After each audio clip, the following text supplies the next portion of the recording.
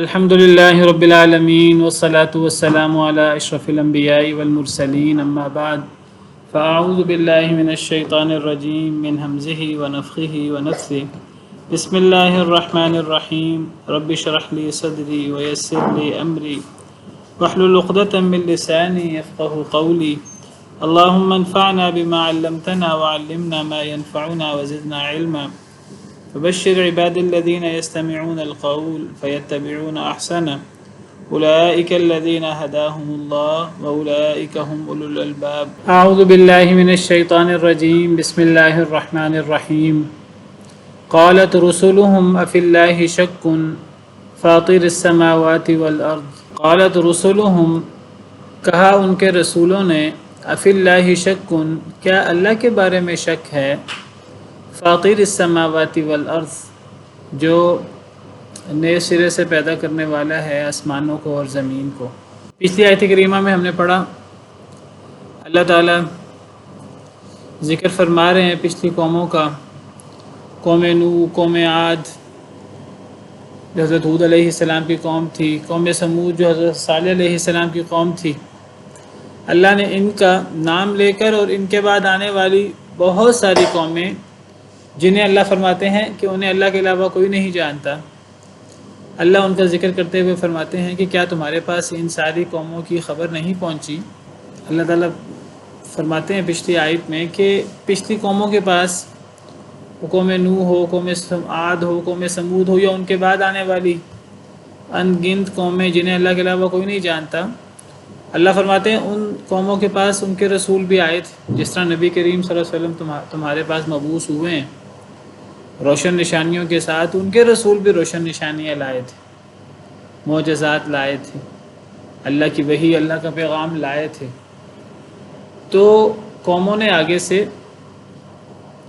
ان کا انکار کیا، ان کو تکلیفیں پہنچائیں، ان کی بات نہ مانی، اور قوموں نے ببانگ دہل کہہ دیا کہ ہم آپ کو نہیں مانتے، ہم آپ کا انکار کرتے ہیں۔ نہ صرف آپ کا انکار کرتے ہیں بلکہ آپ پر اترنے والی وحی، آپ پر اترنے والی رسالت کا بھی انکار کرتے ہیں۔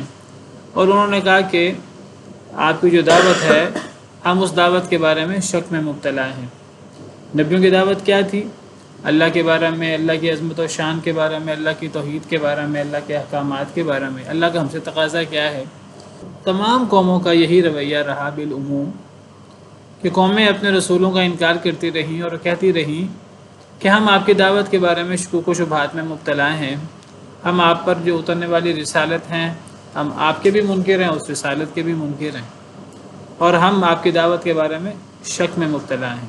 قالت رسولہم، تو رسولوں نے کہا، کن رسولوں نے؟ یعنی ہر قوم کو، تمام قوموں کو ان کے رسولوں نے بالعموم یہی جواب دیا۔ عام طور پر رسولوں کا جواب یہی رہا۔ یہ ایک عمومی سی بات ہو رہی ہے سب قوموں کی اور سب رسولوں کی، تو یعنی سب قوموں نے، سب رسولوں کی دعوت ملتی جلتی تھی، سب قوموں کا آگے سے رسپانس ملتا جلتا تھا، ان کا کفر، ان کا انکار، ان کا شکوک و شبہات کا اظہار کرنا نبیوں کی دعوت کے بارے میں۔ تو اللہ تعالیٰ سب قوموں کا بالعموم ذکر فرما رہے ہیں اور سب قوموں کے رسولوں کا۔ اللہ فرماتے ہیں رسولوں نے کہا افی اللہ شک، کیا اللہ کے بارے میں شک ہے؟ فاطر السماوات والارض، جو پیدا کرنے والا ہے۔ فاطر، فاطر کا مطلب پیدا کرنے والا، خالق کا مطلب بھی پیدا کرنے والا ہوتا ہے، فاطر کا مطلب بھی پیدا کرنے والا۔ تو فاطر میں اور خالق میں کیا فرق ہے؟ تو فاطر کا مطلب نئے سرے سے پیدا کرنے والا، بنیاد سے پیدا کرنے والا، جس سے پہلے کوئی مثال نہ ہو، تو نئے سرے سے پیدا کرنے والا ہے آسمانوں کو اور زمین کو۔ تو رسولوں نے کہا کہ تم کہتے ہو کہ ہم آپ کی دعوت کے بارے میں شک میں مبتلا ہیں، تو رسولوں کی دعوت کیا تھی؟ اللہ کے بارے میں، توحید کے بارے میں۔ تو رسول آگے تعجب کرتے ہیں کہ تمہیں شک کس بات کا ہے؟ تمہیں شک اللہ کے بارے میں ہے، یعنی تمہیں اللہ کی ربوبیت کے بارے میں، اللہ کی خالقیت کے بارے میں، اللہ کے انعامات کے بارے میں سب کچھ اللہ ہیں، اللہ نے ہی ہر چیز پیدا کی ہے، اللہ نے سارے انعامات دیے ہیں، اور پھر اب اللہ ہی کی عبادت ہونی چاہیے۔ جب سارے انعامات اللہ نے کیے ہیں، جب ساری نعمتیں اللہ کی ہیں، سارے کام اللہ کے ہیں، تو پھر عبادت بھی اللہ وحدہ لا شریک کی ہونی چاہیے۔ تو تمہیں ہماری دعوت جو اللہ کے بارے میں ہے، تو تمہیں اللہ کے بارے میں شک ہے، اللہ کی توحید کے بارے میں شک ہے، اللہ کی ربوبیت کے بارے میں شک ہے، اللہ کی الوہیت کے بارے میں شک ہے، اللہ کی قدرت کے بارے میں شک ہے، تمہیں اللہ کے بارے میں شک ہے۔ کون اللہ؟ وہ اللہ جو فاطر السماوات والارض ہے، آسمان و زمین کو نئے سرے سے پیدا کرنے والا ہے۔ آسمان و زمین اصل میں یہ ایک محاورہ ہے، اس میں ہر چیز آ جاتی۔ آسمان و زمین و ما فیہا، ہر چیز کو پیدا کرنے والا تو اللہ ہے۔ تو اس اللہ کے بارے میں تم شکوک و شبہات کا اظہار کرتے ہو۔ ہماری دعوت کوئی ذاتی دعوت تو ہے نہیں، کوئی ہم اپنے گھر سے دعوت تو لائے نہیں، ہمارے کوئی دنیاوی مقاصد تو ہے نہیں، ہماری دعوت اللہ کے بارے میں، اللہ کی توحید، اللہ کی عظمت، اللہ کی شان کے بارے میں۔ تو تم ہماری دعوت کے بارے میں اگر شکوک و شبہات کا اظہار کرتے ہو تو کیا تم اللہ کے بارے میں شک میں مبتلا ہو؟ ہماری دعوت تو اللہ کے بارے میں، وداعیا الی اللہ، ہم اللہ کے داعی ہیں، اللہ کی طرف بلانے والے ہیں۔ تو ہماری دعوت میں شک کا مطلب کیا ہوا؟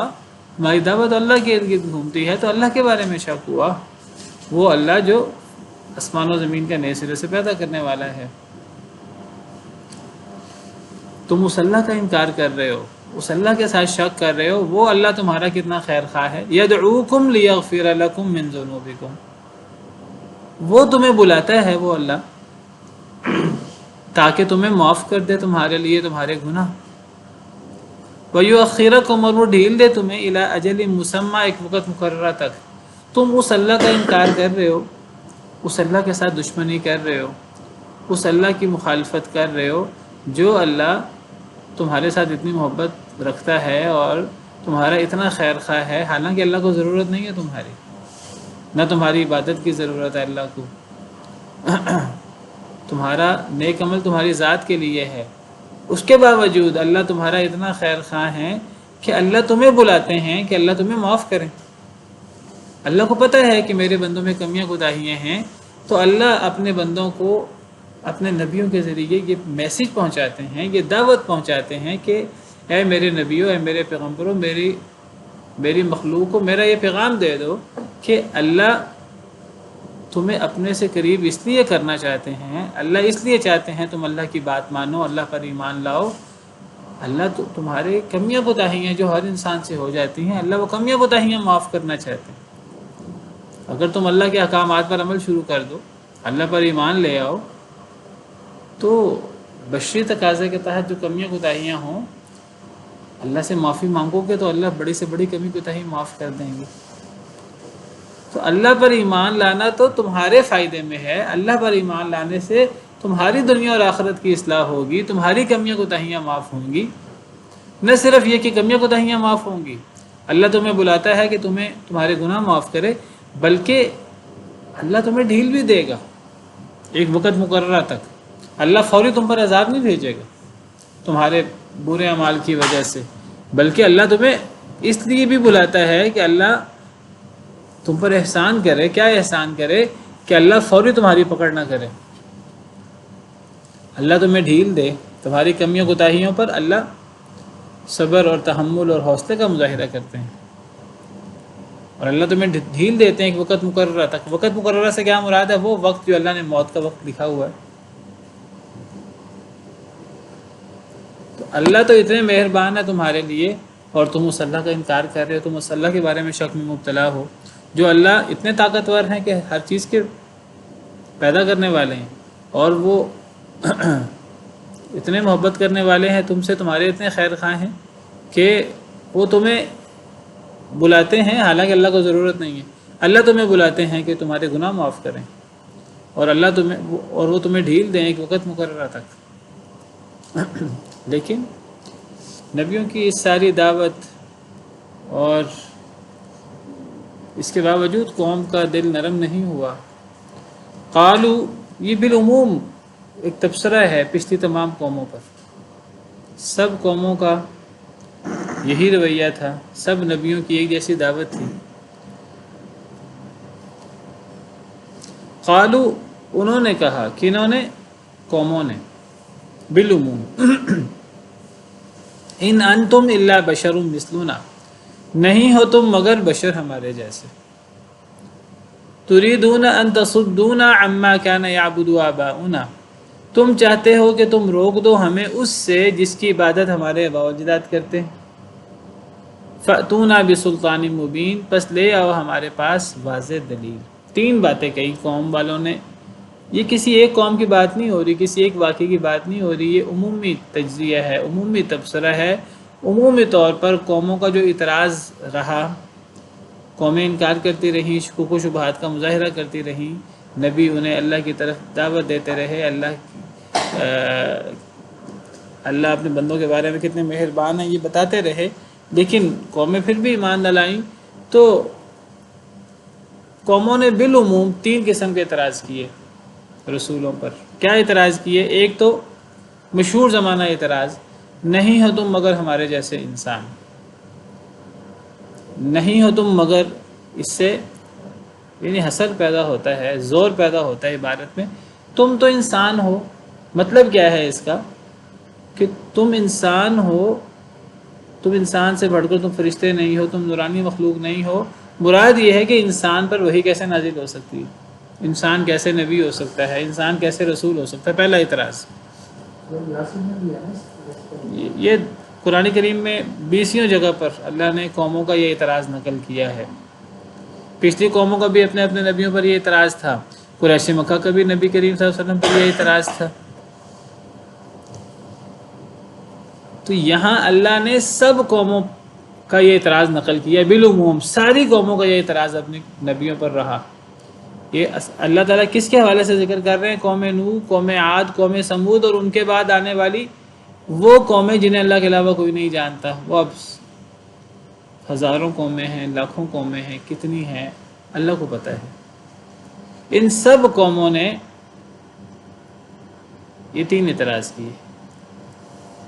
پہلا اعتراض کہ نہیں ہو تم مگر ہمارے جیسے انسان، گویا کہ حضرت نوح علیہ السلام کے بعد آنے والے تمام انبیاء و رسول پر ان کی قوموں نے یہ اعتراض کیا ہے۔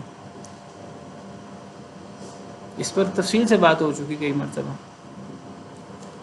تريدون ان تصدونا عما كان يعبد آباؤنا، دوسری بات کہ تم اللہ کے نبی نہیں ہو، تمہاری دعوت سچی دعوت نہیں ہے، نعوذ باللہ۔ تم جو اپنے آپ کو نبی باور کراتے ہو، قوم والے کہہ رہے ہیں، اصل میں تم ہمیں ہمارے آباء و اجداد کے دین سے روکنا چاہتے ہو، تم ہمیں اس کی عبادت سے روکنا چاہتے ہو جس کی عبادت ہمارے آباء و اجداد کرتے تھے، تم ہمیں ہمارے باپ دادا کے دین سے ہٹانا چاہتے ہو، دوسرا اعتراض۔ اور تیسرا اعتراض فأتونا بسلطان مبین، بس لے آؤ ہمارے پاس واضح دلیل۔ تم نے ہمیں کوئی دلیل، کوئی معجزہ پیش نہیں کیا، ہمیں معجزہ پیش کرو۔ اور میں اکثر ذکر کرتا ہوں کہ معجزے تو ہر نبی پر آتے رہے، نبی کریم صلی اللہ علیہ وسلم پر سب سے زیادہ آئے، اور نبی کریم صلی اللہ علیہ وسلم کو بھی مشرکین مکہ یہ اعتراض کرتے تھے کہ آپ معجزہ نہیں لاتے، لولا انزل علیہ آیۃ من ربہ، اس پر اس کے رب کی طرف سے کوئی نشانی کیوں نہیں نازل ہوئی؟ ہر نبی پر اس کی قوم، نبی بڑے بڑے معجزے دکھا دے اللہ کے حکم سے، تو ان نبیوں کو جنہوں نے بڑے بڑے معجزے دکھائے، بلکہ نبی صلی اللہ علیہ وسلم سے قومیں تقاضا کرتی رہیں حضرت موسیٰ جیسا معجزہ ہمیں دکھاؤ، ہمیں حضرت عیسیٰ جیسے معجزے دکھائیں، عصائے موسیٰ، اور ہمیں حضرت عیسیٰ جیسا معجزہ دکھائیں۔ بھئی حضرت عیسیٰ اور حضرت موسیٰ نے جو معجزے دکھائے تھے اپنی قوموں کو، کیا قوم والے مطمئن ہو گئے تھے؟ وہ تو مزید معجزے مانگتے رہے۔ تو فاتونا بسلطان مبین، پس لے آؤ ہمارے پاس واضح دلیل، واضح معجزہ۔ اس سے مراد کوئی معجزہ نہیں ہے کوئی عام، اس سے مراد اصل میں وہ من مانے معجزے ہیں جو قوم والے مذاق اڑاتے ہوئے، انکار کرتے ہوئے، وہ جو اچھا جی اگر آپ سچے نبی ہیں تو آپ یہ کر دیں، میرے گھر کو سونے کا بنا دیں، صفا پہاڑ کو سونے کا بنا دیں، یہ کر دیں، وہ کر دیں۔ بھئی نبی جب کہتا ہے میں اللہ کا نبی ہوں اور اللہ تعالیٰ کی طرف سے اللہ میرے ہاتھ پہ کوئی نشانی دکھا دے، نبی معجزہ پیش کرتے ہیں اللہ کے حکم سے، اس کا مطلب یہ نہیں ہے کہ اب یہ کھیل تماشا ہی بنا لے قوم. جو اللہ کی مرضی ہوگی وہ نبی معجزہ پیش کرے گا، اللہ کی مرضی کے مطابق ہوگا. یہ معجزہ نبی کے اختیار میں بھی نہیں ہے. یہاں جتنے منہ اتنی باتیں، 100 لوگ ہوں، 100 لوگ ہر بندہ کہ جی میرا من پسند معجزہ پیش کرو، میرے گھر کو یہ کر دو، میرے کاروبار کو یہ کر دو، میرے فلاں چیز کو یہ کر دو تو میں نبی مان لوں گا. تو دین کھیل تو نہیں ہے. تو یہاں وہ معجزے مراد ہیں جو ان کے من مانے معجزے ہوتے تھے. تو وہ کہتے ہیں واضح معجزہ لے آؤ، یعنی جو ہم کہہ رہے ہیں وہ معجزہ پورا کر دو. یہ مکہ مکرمہ کو ایک زرعی زمین بنا دیا جائے، پہاڑ ختم کر دیے جائیں، نہریں جاری کر دی جائیں، یہ وہی معجزے ہیں جن کا ذکر سورہ بنی اسرائیل میں اللہ نے تفصیل سے ذکر کیا. آپ کے پاس باغ ہو، آپ کے پاس کوئی، آپ سردار بھی نہیں ہیں، آپ بہت مالدار بھی نہیں ہیں، آپ کے پاس مال ہونا چاہیے، آپ کے پاس سونا چاندی ہونی چاہیے، آپ نہریں جاری کر دیں، آپ ہمارے اوپر آسمان گرا دیں، آپ یہ کر دیں، آپ وہ کر دیں، الٹی سیدھی مطالبے کرتے رہتے تھے. ہم میں سے ہر بندے پر کتاب نازل کریں. جس طرح آپ کا دعویٰ ہے آپ پر کتاب اترتی ہے، ہم پر بھی تو کتاب اترے، ہم پر کتاب اترے گی تو مانیں گے.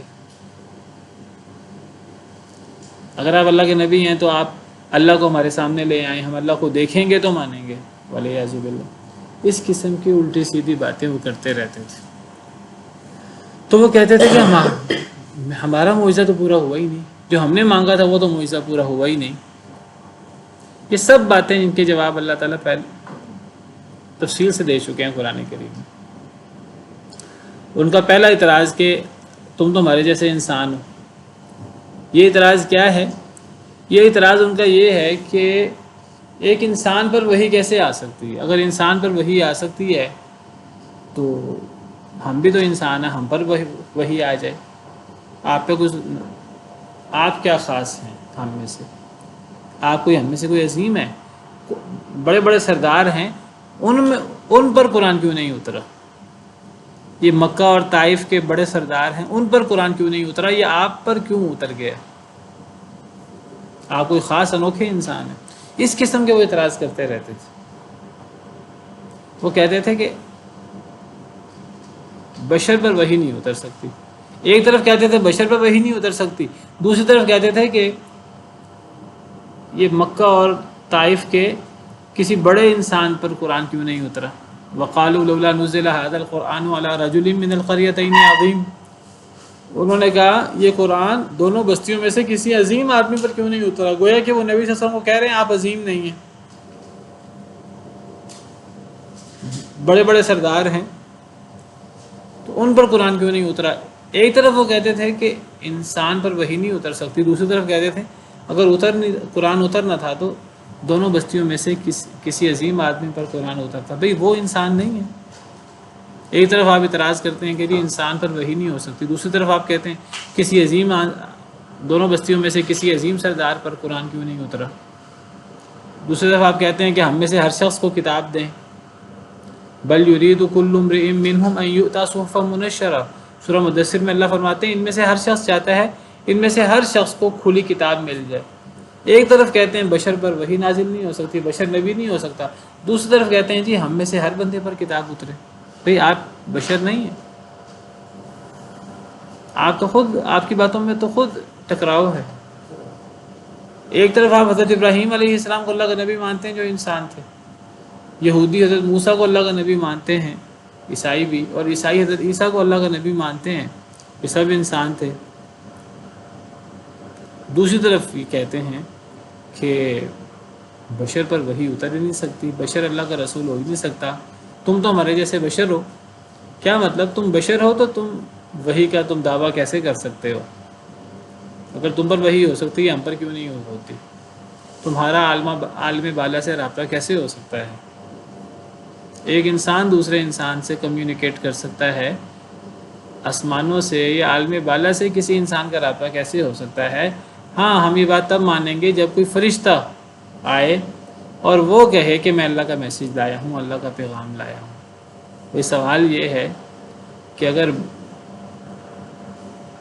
ایک بشر پر اللہ کا پیغام نہیں اتر سکتا، کیونکہ بشر اس دنیا میں رہتا ہے اور اللہ کا پیغام آسمانوں سے آتا ہے، تو فرشتے پر اللہ کا پیغام کیسے اترے؟ اللہ تو فرشتوں سے بھی اوپر ہے، کوئی اللہ فرشتوں کے ساتھ تو نہیں رہتے، کوئی فرشتے اللہ کا خاندان تو نہیں ہے۔ جو ان کا اعتراض بشر کے بارے میں وہ اعتراض تو فرشتے کے بارے میں بھی ہو سکتا ہے۔ اگر ایک بشر پر وحی نہیں اتر سکتی تو ایک فرشتے پر کیسے اتر سکتی ہے؟ اصل میں وہ کہتے تھے اگر بشر پر اتر سکتی ہے ہم پر کیوں نہیں اترتی؟ سوال اصل میں یہ نہیں ہے کہ نبی کریم صلی اللہ علیہ وسلم کے پاس کوئی خاص صلاحیت ہے جو دیگر انسانوں کے پاس نہیں ہے۔ وہ کہتے تھے نبی صلی اللہ علیہ وسلم کو کوئی خاص صلاحیت ہونی چاہیے، نبی کے پاس خاص صلاحیت ہونی چاہیے، نبی فرشتہ ہو یا نبی کے ساتھ فرشتہ ہو، پھر ہم مانیں گے۔ اصل میں مسئلہ ہے کہ نبیوں کا یہ دعویٰ ہی نہیں ہے کہ ہم میں کوئی خاص صلاحیت ہے، نبیوں کا یہ دعویٰ نہیں ہے کہ ہم اپنی کسی صلاحیت سے ہم عالم بالا سے رابطہ کرتے ہیں، یہ رابطہ نبی نہیں کرتے۔ نبیوں کا دعویٰ کیا ہے؟ اللہ کی طرف سے ہم پر وحی آتی ہے، اللہ نے ہمیں چن لیا ہے۔ بھئی کیوں چن لیا اللہ نے؟ اللہ کی مرضی۔ کیوں چن لیا اللہ نے؟ یہ سوال بنتا نہیں۔ یہ سوال اگر نبی یہ کہے کہ میں اللہ سے رابطہ کرتا ہوں، پھر اعتراض ہو سکتا ہے کہ بھئی آپ کے پاس کیا صلاحیت ہے خاص، آپ بھی تو ہمارے جیسے انسان ہیں، اگر آپ اللہ سے رابطہ کر سکتے ہیں ہم کیوں نہیں کر سکتے؟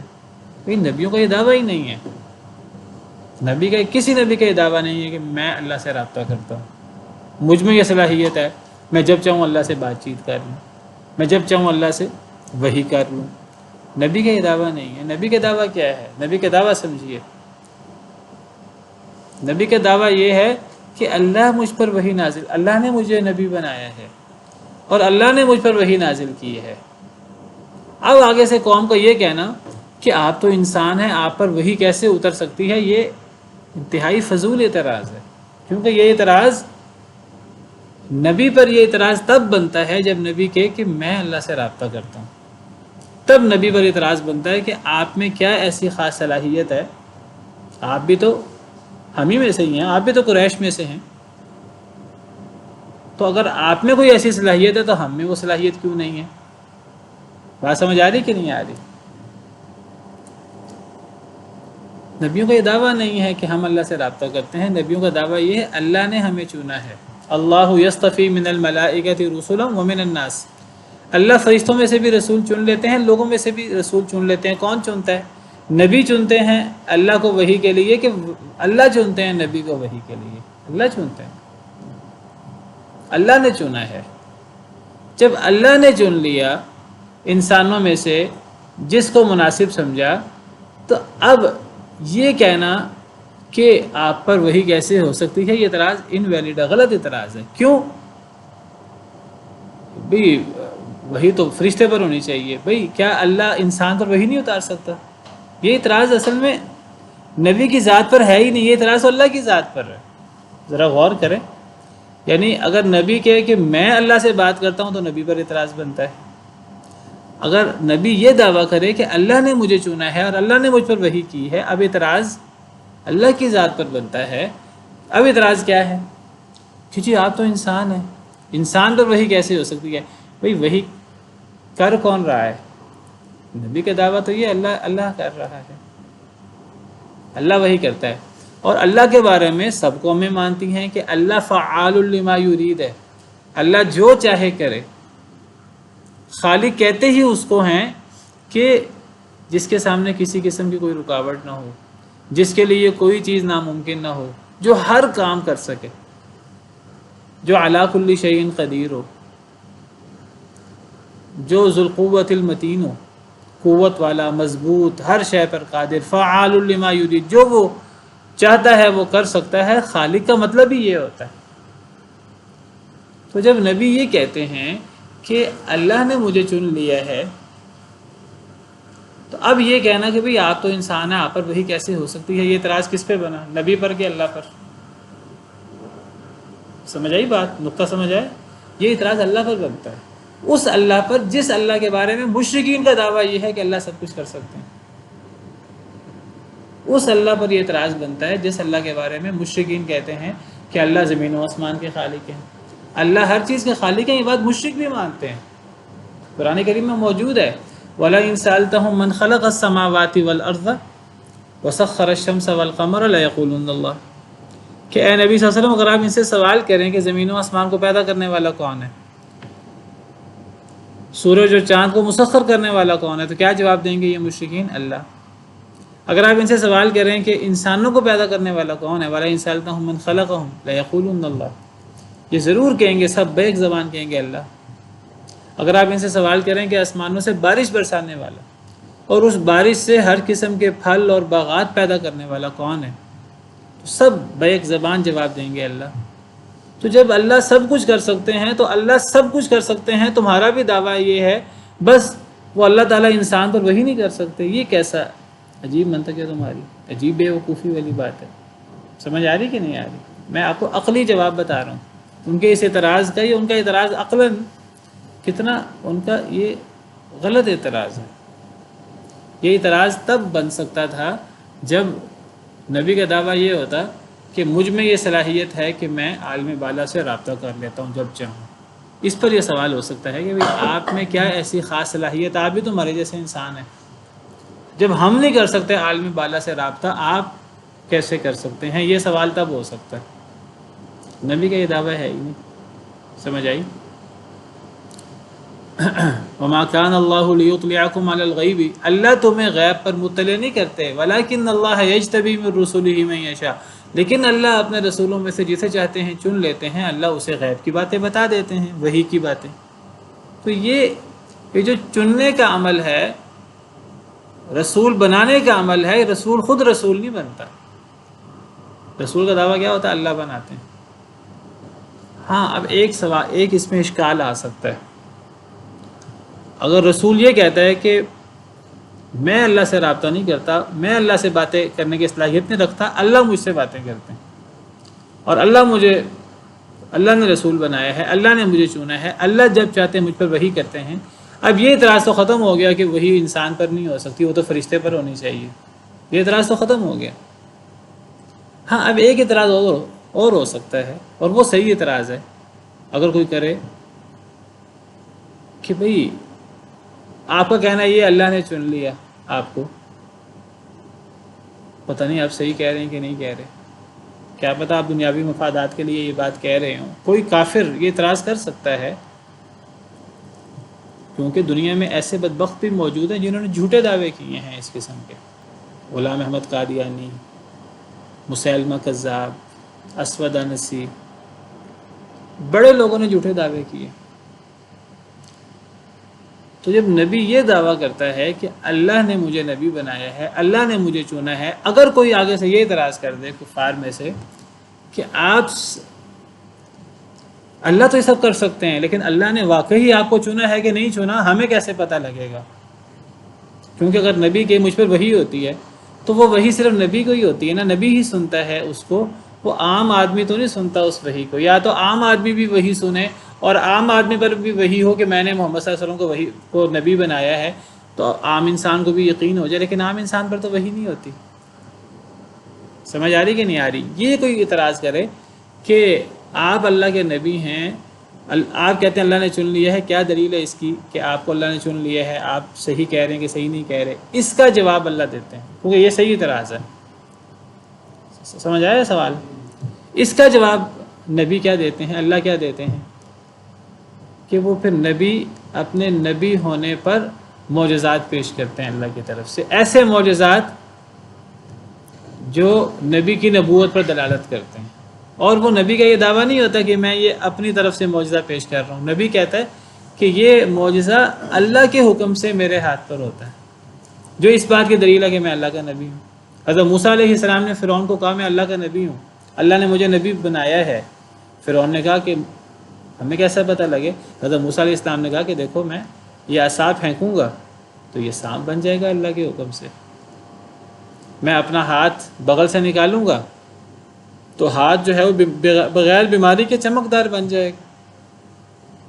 اب جب حضرت موسیٰ علیہ السلام نے یہ معجزے پیش کیے کہ یہ اللہ کی کاریگری ہے، یہ اللہ میرے ہاتھ پہ یہ چیز دکھا رہا ہے، اور یہ معجزے میرے اللہ کے سچا نبی ہونے کی دلیل ہے، یہ اس بات کی دلیل ہے کہ اللہ نے تم سب میں سے مجھے نبی بنایا ہے۔ اب آگے فرعون نے اعتراض کر دیا کہ یہ تو جادو ہے۔ وہ پھر آگے حضرت موسیٰ نے اللہ کے حکم سے یہ ثابت کیا کہ جادو نہیں ہے۔ جادوگر جو سب سے زیادہ جادو شبد بازی کو جانتے تھے، ان جادوگروں نے بیک زبان حضرت موسیٰ علیہ السلام کی حمایت کر دی۔ پہلے وہ مخالف تھے، لیکن انہوں نے وہ چیزیں دیکھی کہ ان کو پتہ لگ گیا کہ حضرت موسیٰ کا کام یہ شبد بازی نہیں ہے، جادو نہیں ہے، ہمارا کام جادو ہے، ہمارا کام شبدہ بازی ہے۔ وہ ماہر فن تھے، انہوں نے فوراً جب معجزہ رونما ہوا ان کے سامنے، وہ سب سجدے میں گر گئے۔ اب فرعون کو ایمان لے آنا چاہیے تھا، لیکن فرعون ایمان نہیں لایا کیونکہ وہ ماننا نہیں چاہتا تھا۔ سیدنا عیسیٰ علیہ السلام پر کوئی اعتراض کرے، حضرت عیسیٰ علیہ السلام نے اللہ کے حکم سے معجزے دکھائے۔ اب نبی صلی اللہ علیہ وسلم پر کوئی اعتراض کرے تو نبی صلی اللہ علیہ وسلم نے اللہ کے حکم سے معجزے دکھائے۔ شق قمر کا واقعہ ہوا کہ نہیں ہوا، جو اس بات کی دلیل تھی کہ یہ اللہ کے حکم سے ہو رہا ہے نبی کے ہاتھ پر، اور یہ نبی جو کہتے ہیں کہ اللہ نے مجھ پہ وحی کی ہے، تو کیا دلیل اللہ نے وحی کی ہے؟ معجزات۔ ایک معجزہ مل جائے کافی ہے، بہت سارے معجزات کی ضرورت ہی نہیں، لیکن اللہ نے تو نبی صلی اللہ علیہ وسلم کو بہت سے معجزات دیے۔ شجر حجر آپ کو سلام کرتے، آپ کی انگلیوں مبارک سے پانی جاری ہو جاتا، آپ کی برکت سے، دعا کی برکت سے، مبارک انگلیوں کی برکت سے تھوڑا پانی بہت سارے لوگوں کو کافی ہو جاتا، بہت سارے لوگ وضو کر لیتے، پانی استعمال کر لیتے، تھوڑا کھانا بہت سارے لوگوں کو قائم ہو جاتا، کافی ہو جاتا۔ درخت کے تنے نے، جب آپ نے درخت کے تنے سے ٹیک لگانا چھوڑا ممبر بننے سے پہلے، تو درخت کے تنے نے بچے کی طرح رونا شروع کر دیا۔ اور اس قسم کے صحابہ کرام کہتے ہیں ہم کھانا کھاتے تھے نبی صلی اللہ علیہ وسلم کی موجودگی میں، اور کھانے کی تسبیح سنا کرتے تھے، کھانا تسبیح کرتا تھا اللہ کی۔ یہ معجزہ ہے نبی صلی اللہ علیہ وسلم کا، اور اس جیسے بہت سارے معجزے۔ پھر نبی کریم صلی اللہ علیہ وسلم نے جو سب سے بڑا معجزہ پیش کیا اللہ کے حکم سے، وہ کیا ہے؟ قرآن۔ اور دیکھیں قرآن تو ایسا اللہ کا معجزہ ہے کہ اللہ نے تو اتنا چیلنج کیا، دیکھیں کسی نبی نے ایسا معجزہ پیش نہیں کیا جو نبی کے بعد بھی باقی ہو۔ معجزہ نبی کی زندگی میں ہوتا تھا اور وقتی ہوتا تھا، یہ ایسا معجزہ ہے جو قیامت تک کے لیے چیلنج ہے۔ قیامت تک کوئی بندہ جو یہ کہتا ہے کہ یہ اللہ کا کلام نہیں ہے، تو وہ اس جیسی ایک صورت بنا کے لے آئے۔ ایک صورت 3 آیتوں کی ہوتی ہے، پوری دنیا مل کر اس جیسی ایک صورت بنا کے لے آئے۔ تو ایسے معجزے اللہ نے پیش کیے جو نبی کی نبوت۔ تو اب جب اللہ نے یہ ثابت کر دیا معجزات کے ذریعے کہ یہ جو نبی بات کہہ رہے ہیں کہ اللہ نے مجھے نبی بنایا ہے اور اللہ مجھ پہ وحی کرتے ہیں، تو نبی کی سچائی کیسے پتہ لگی؟ معجزات کے ذریعے۔ قرآن پاک جو ایک معجزہ ہے، بہت بڑا چیلنج ہے، بہت بڑا۔ جب اس چیلنج کو کوئی پورا نہیں کر سکتا تو پھر ماننا پڑے گا کہ یہ اللہ کا کلام ہے اور اللہ نے نبی پر نازل کیا۔ جب یہ ثابت ہو گیا کہ اللہ وحی کرتے ہیں نبی صلی اللہ علیہ وسلم کو، اب آگے سے یہ اعتراض کہ آپ تو انسان ہیں، آپ پر وحی نہیں ہو سکتی، یہ اعتراض کس پہ ہے؟ یہ نبی پر تو اعتراض ہے ہی نہیں، یہ اعتراض کس پہ ہے؟ یہ تو اللہ پر اعتراض، اور اللہ پر اعتراض تو بنتا ہی نہیں۔ سمجھ آئی کہ نہیں آئی؟ بہت گہری بات ہے، اور یاد رکھیں یہ اعتراض بنتا ہی نہیں۔ ہاں، جو معجزہ نہیں دکھائے گا، نبی معجزہ دکھائے گا، وہ نبی تھا ہی نہیں، نبی ہو تو معجزہ پیش کرے نا۔ تو پہلا اعتراض ان کا قالوا ان انتم الا بشر مثلنا، انہوں نے کہا کہ نہیں تم مگر ہمارے جیسے بشر۔ یہ اعتراض ہر نبی پر اس کی قوم نے کیا ہے، اور یہ اعتراض غلط ہے، کیونکہ یہ اعتراض تب بنتا ہے جب نبی یہ دعویٰ کرے میں اللہ سے رابطہ کرتا ہوں۔ نبی کا یہ دعویٰ ہی نہیں ہے، ہر نبی کا یہ دعویٰ ہوتا ہے اللہ مجھ سے رابطہ کرتے ہیں، اللہ نے مجھے نبی بنایا ہے، اللہ مجھ پر وحی کرتے ہیں۔ تو اللہ کے سامنے یہ سوال کرنا کہ اللہ یہ کر نہیں سکتے، یہ سوال جس کو معبود کہا جائے اس کے لیے یہ بات کہنا وہ یہ کر نہیں سکتا، یہ سوال یعنی ناممکن ہے، اور یہ ایک غلط سوال ہے، ایک غلط اعتراض ہے۔ یہ ایسے ہی جیسے مشرکین کہتے ہیں، ایک طرف اللہ کو مانتے ہیں اور مانتے ہیں اللہ فعال لما یرید، اللہ سب کچھ کر سکتے ہیں، دوسری طرف کہتے ہیں جب ہم مر جائیں، مٹی میں مل جائیں تو ہمیں کون زندہ کرے گا؟ یہ بالکل وہی اسی قسم کی بات۔ اور اللہ تعالیٰ کہتے ہیں دیکھو کتنی عجیب بات یہ لوگ کرتے ہیں، وَإِن تَعْجَبْ فَعَجَبٌ قَوْلُهُمْ، اے نبی صلی اللہ علیہ وسلم اگر آپ تعجب کریں ان قریش کی باتوں پر تو قریش کی باتیں واقعی بڑی تعجب کا باعث ہیں۔ کیا، کون سی بات؟ أَإِذَا كُنَّا تُرَابًا أَإِنَّا لَفِي خَلْقٍ جَدِيدٍ، جب ہم مٹی ہوں گے، مٹی ہو جائیں گے، کیا ہم دوبارہ پیدا ہوں گے؟ یہ کفار اعتراض کرتے تھے مرنے کے بعد زندگی پر۔ یہ کفار کا یہ اعتراض انتہائی بہتہ ہے اور انتہائی فضول ہے۔ کیوں؟ کیونکہ کفار کا یہ اعتراض کس کے بارے میں؟ اللہ کے بارے میں۔ یہ اعتراض جب ہم مر جائیں گے، مٹی میں مل جائیں گے، ہماری ہڈیاں بھی بوسیدہ ہو جائیں گی مٹی میں، تو ہم دوبارہ کیسے پیدا ہوں گے؟ بھئی یہ اعتراض کس پہ ہے؟ یا تو نبیوں کا دعویٰ یہ ہو کہ انسان خود بخود پیدا ہو جائیں گے، پھر یہ سوال بنتا ہے، انسان تو یہ کام نہیں کر سکتا۔ اللہ کا تو کہنا یہ ہے کہ اللہ یہ کام کریں گے۔ اللہ لوگوں کو زندگی دیتے ہیں، اللہ ہی لوگوں کو مارتے ہیں، اور اللہ ہی دوبارہ زندگی دیں گے۔ نعمان صاحب کا سوال یہ ہے، کیا یہ معجزات مومنین کے لیے تھے قرآن اور شق قمر کے علاوہ؟ یہ نعمان صاحب کا کہنا یہ ہے کہ قرآن معجزہ سب کے لیے ہے، جو شق قمر ہوا وہ سب کے لیے تھا، مسلمانوں کے لیے بھی، مشرکین کے لیے بھی، باقی جو معجزات ہیں وہ تو مسلمانوں کے لیے تھے۔ کیا جواب ہے اس کا؟ اگر یہ کہا جائے کہ نبی صلی اللہ علیہ وسلم کے معجزات تو بس قرآن کا معجزہ یا شق قمر سب کے لیے تھا، باقی معجزات تو صرف مومنین نے دیکھے، کیا جواب ہے اس کا؟ السلام علیکم سر۔ وعلیکم السلام ورحمۃ اللہ۔ جی سر معجزات تمام تھے، جتنے بھی معجزات اللہ تعالیٰ کے ہاتھ سے اللہ تعالیٰ نے کروائے تھے، وہ سارے مومنین کے لیے بھی اور پوری دنیا کے لیے، کیونکہ اس سے جسے کہتے ہیں نا کہ اگر آپ ایمان رکھتے ہیں تو ہم تو ایمان رکھتے ہیں تو اللہ کے نبی کے ہاتھ سے ہی معجزے ہوئے اور یہ باقاعدہ طور پہ ایک سند کے ساتھ ہم تک پہنچے، اور وہ لوگ جنہوں نے اس وقت بھی اسے دیکھا تو وہ ایمان لے، لہٰذا کہ اکیلے مومنین تک تو محدود نہیں ہے، یہ مومنین اور کفار سب کے لیے۔ بالکل صحیح ہے۔ دیکھیے یہ کہنا کہ نبی صلی اللہ علیہ وسلم کے معجزے تو مومنین کے لیے تھے، یہ بات صحیح نہیں ہے۔ یہ بات تو تب ہے جب مشرکین نے کہا ہو کہ نہیں جی ہم نے تو یہ معجزے تو ہم تک پہنچے ہی نہیں۔ دیکھیے معجزے پوری امت کے ہر فرد کے سامنے نہیں ہوتے، کوئی بھی معجزہ نا وہ کچھ لوگوں کے سامنے ہوتا ہے، وہ جو کچھ لوگ ہوتے ہیں نا وہ باقی لوگوں کو بتا دیتے ہیں۔ اب مثلا فرعون کے دربار میں جو معجزہ دکھایا حضرت موسیٰ نے اللہ کے حکم سے، پوری قوم کے لیے تھا نا، اب وہ دیکھا تو چند لوگوں نے، فرعون اور اس کے درباریوں نے، باقی سب نے نہیں دیکھا۔ اسی طرح وہ جو بعد میں دوبارہ معجزہ ہوا کہ وہ جو سارے جادوگر اکٹھے کیے، وہ بھی تو وہی لوگ تھے جو دربار میں اکٹھے ہوئے، جو باہر لوگ تھے انہوں نے نہیں دیکھا، ان کو انہی درباریوں نے بتا دیا۔ اسی طرح پہلی بات ہے کہ قرآن اور شق قمر تو سب کے لیے ہے نا، پھر معجزہ تو ایک بھی کافی ہے۔ اس کے علاوہ یہ کہنا کہ یہ جو معجزات ہیں، یہ پانی بھر جانا، آپ کی مبارک انگلیوں سے پانی فوارے کی طرح نکلنا، اور آپ کی دعا کی برکت سے یا لعاب دہن کی برکت سے تھوڑا کھانا زیادہ لوگوں کو کافی ہو جانا، یہ تو مومنوں نے دیکھا۔ پہلی بات ہے یہ کوئی طے نہیں ہے کہ یہ مومنوں کے سامنے ہی ہوا اور یہ کفار کے سامنے نہیں ہوا، کوئی ایسی دو ٹوک دلیل نہیں ہے ہمارے پاس۔ نمبر دو، اگر یہ مومنین کے سامنے بھی ہوا ہو تب وہ مومنین باقی لوگوں کو بتا دیتے تھے۔ معجزہ تو ہمیشہ کچھ لوگوں کے سامنے ہی ہوتا ہے نا، بعض معجزات تو اکا دکا لوگوں کے سامنے ہوتے ہیں، وہ اکا دکا لوگ۔ اب دیکھیے نبی صلی اللہ علیہ وسلم فرماتے ہیں کہ میرے نبی بننے سے پہلے میں درخت پتھروں کو پہچانتا ہوں، وہ مجھ پہ سلام کرتے تھے۔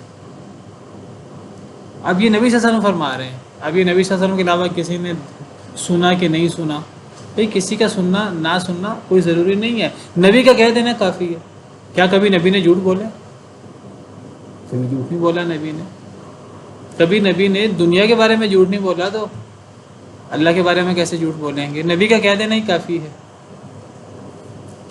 اگر میں کہتا ہوں کہ کچھ معجزے آپ صلی اللہ علیہ وسلم کے مسلمانوں نے دیکھے، باقیوں نے نہیں دیکھے، تو کیا فرق پڑا؟ کوئی فرق نہیں پڑتا، وہ مومن باقیوں کو بتا دیں گے۔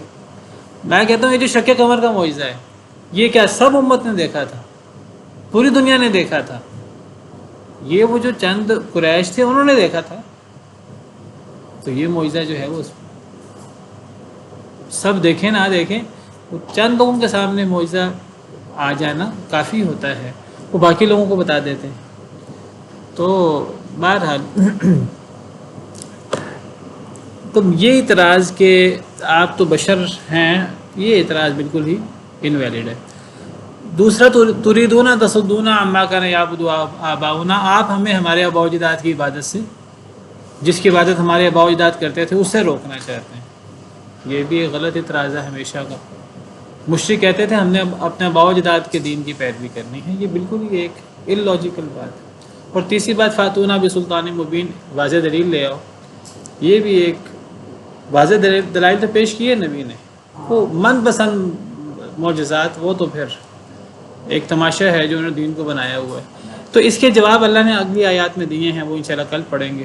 سبحان ربک رب العزت عما یصفون وسلام علی المرسلین والحمد للہ رب العالمین۔